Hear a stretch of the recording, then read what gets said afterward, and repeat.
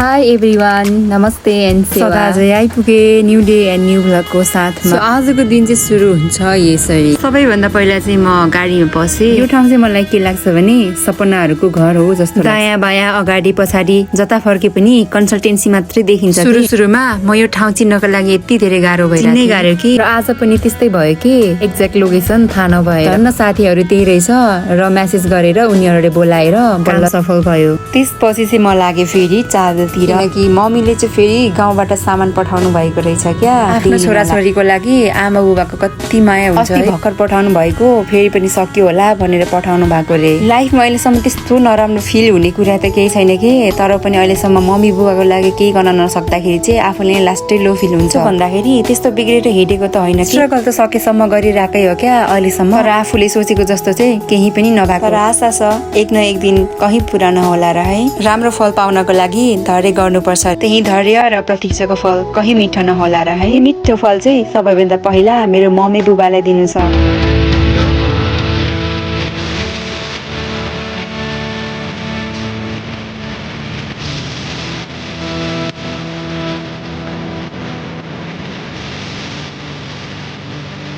यो मिठो गीत सुन्दै थिएँ तर बिचमा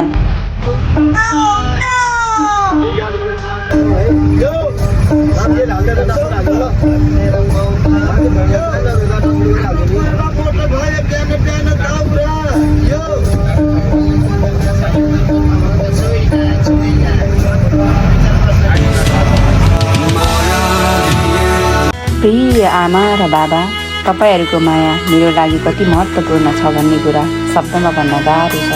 तपाईँहरूले गर्नुभएको प्रत्येक बलिदान, दिनुभएको प्रत्येक मुस्कान र मलाई दिनुभएको प्रत्येक साथ, प्रत्येक पलले आजको म भन्ने आधार बनेको छ।